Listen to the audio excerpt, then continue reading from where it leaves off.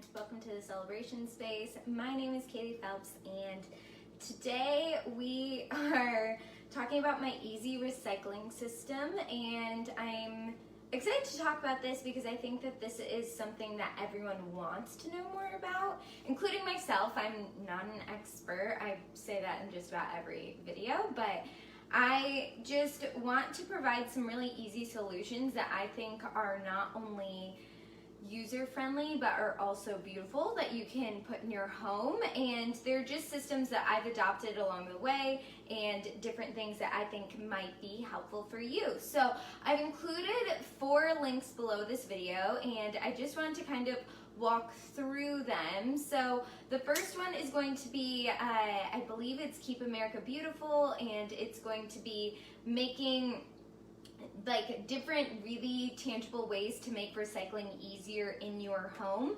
The second one is going to be talking about Amazon packaging, which we'll talk about in a little bit, about how to really take away some of the unnecessary product and make your Amazon orders more sustainable. Then I also have a solution for store drop-off packaging, so for plastic bags or different things which I feel like trip a lot of people up. And then the fourth one is going to be what my recycling center uses, the recycling center that I go to, and just an example of what types of products might be usable at or recyclable at a recycling center rather than in your pickup pile at the end of your driveway or in a multi-stream recycling center where you drop off your items.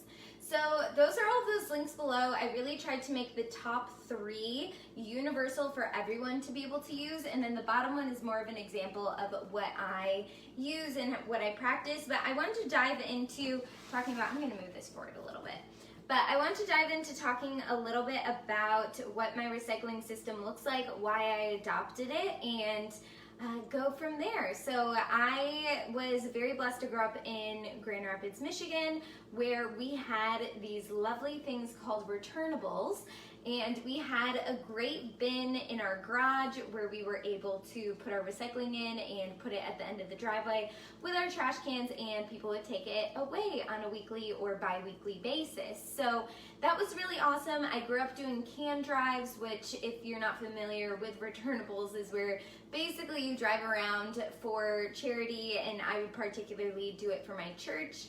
I think from like 6th to 8th grade, and you all pile into a van and you stop in a neighborhood and you run up and ask people if you can have their cans and bottles to be able to return them for money. In Michigan, it's 10 cents for the returnable, and basically then you go to your Meijer, your Walmart, or a grocery store where you're able to return them, and you just pop them in, and then whatever money you get is what you raise for charity. So that really, I think, shaped some of my love for recycling. And I think just growing up, I was born in '92, and just I feel like something very heavily pushed during our childhood in the late '90s, early 2000s was reduce, reuse, recycle. And I think that's a tenet that I still live by, and something that I really want the Celebration Space to make recycling and make going green really easy. I talked about some of the home products that I use that help me go green more, and I'm always exploring more of them if you have any recommendations below.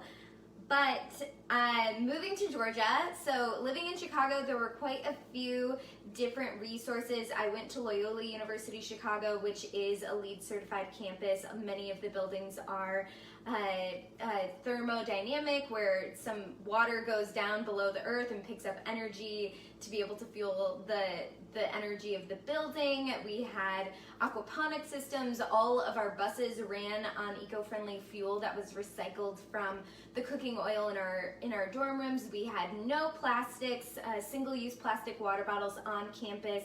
We had refillable water bottles everywhere, so it was a really green, great place to be. All of our hand soaps were recycled, and from the cooking oils as well. The cooking oil, the byproduct of making it into the fuel was actually making the hand soap in all of our bathrooms, which was also infused with lavender essential oils. So it's something where going green was something really important to me growing up, and then on my university campus and coming to Georgia, the recycling system here, or how it's perceived, is not as important as either of those two places. So the first apartment complex that I lived in, they had single stream recycling, but it was pretty used and abused. So basically they had different bins, which I'm sure you've seen, where it says this is for glass and this is for cardboard and this is for plastics, and sometimes it would say like,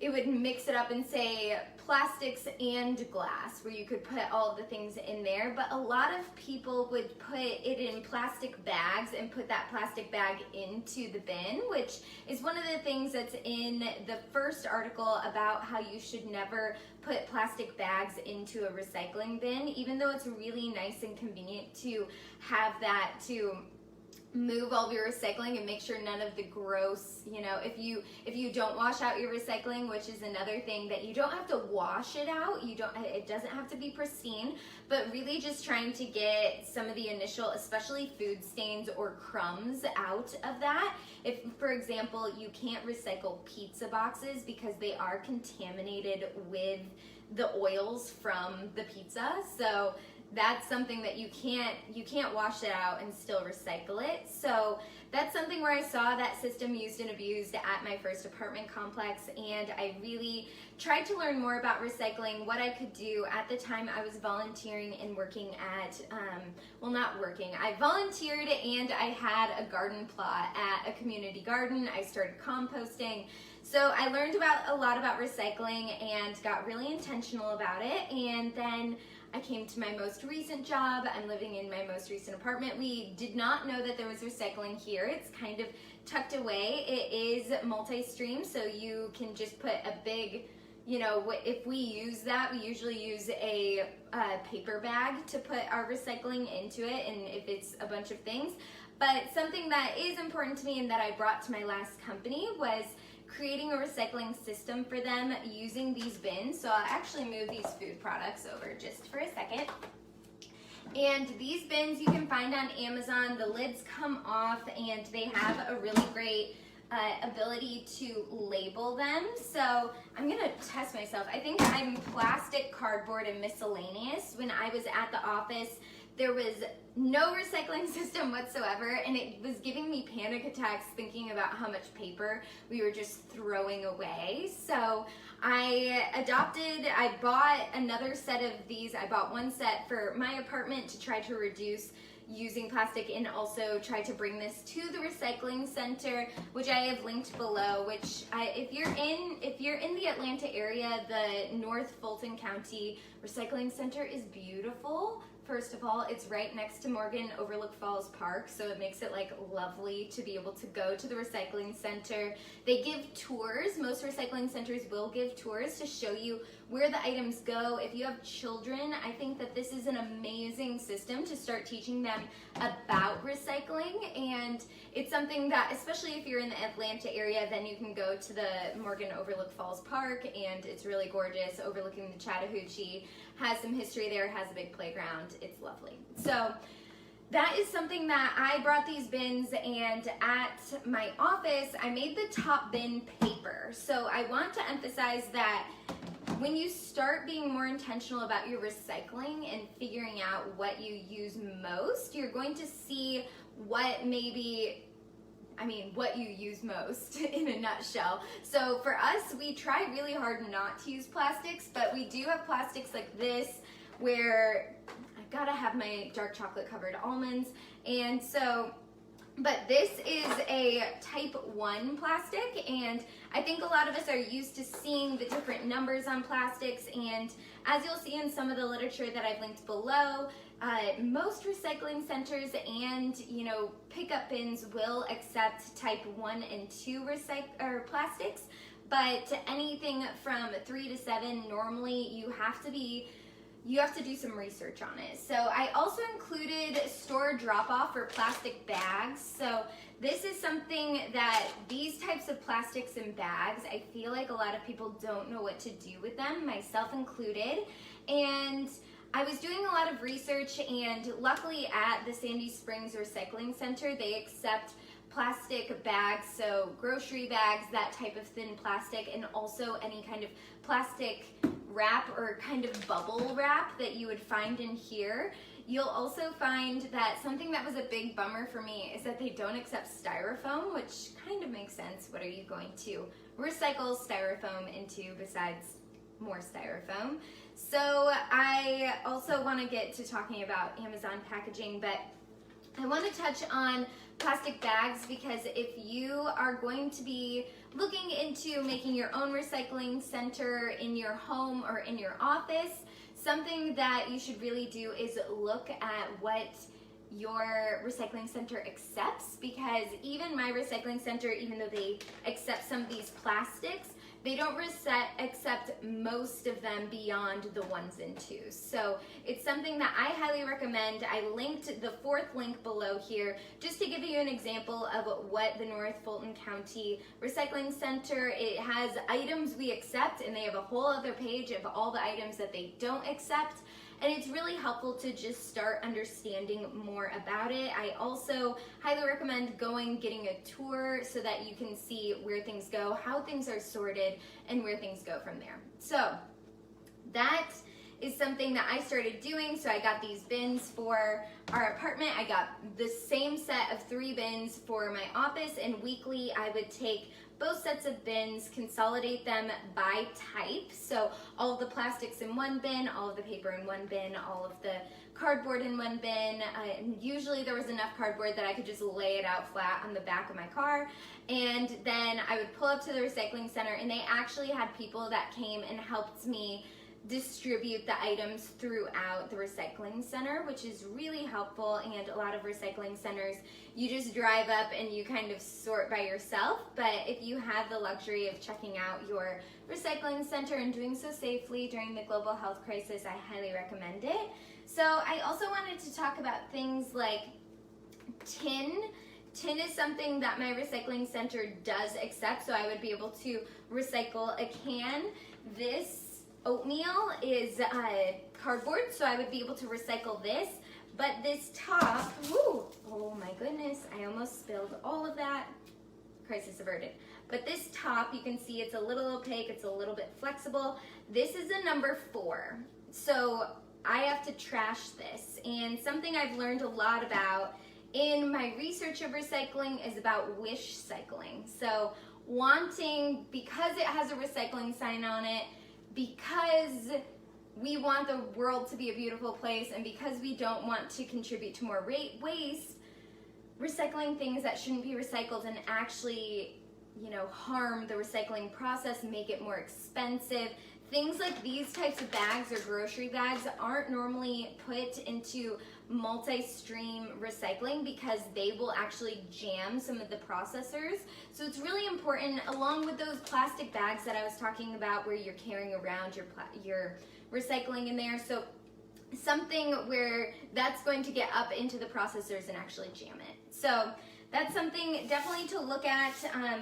Like I said, I also talked about Amazon packaging. So just emailing, I have a link below, I think it's by the Green Foresters, and I also have it on my products page, on my shop page, because a lot of the products that I've been doing research for are Amazon based, and these basically, you can just email Amazon and ask them to remove plastic from your packaging, so any kind of plastic wrap or plastic bubble wrap, and then also ask for frustration-free packaging. So that's anything with zip ties or doing all of those things. So looking for products that have FFP, frustration-free packaging, and then also looking to go local as much as you can. So, and like I said, if you take a look at what your recycling has and they don't allow plastic bags, as a lot of recycling centers don't, you can go to that store drop-off link below. Talks about how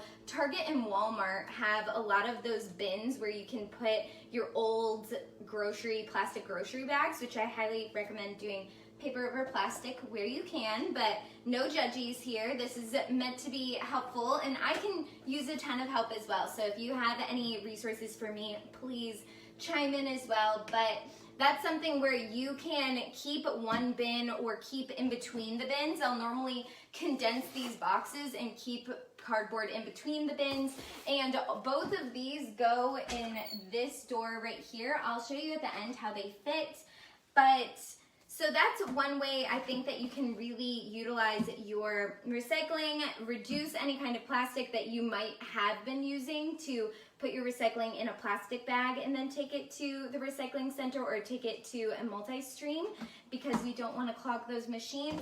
And then another way that you can do it, which we typically use this for paper, but this is just a normal trash can, and at the bottom of it, since we haven't been able to use our reusable bags, I'm pretty sad about it. I actually went through, and this is just a reminder, remember to wash your reusable bags and remember to wash your masks.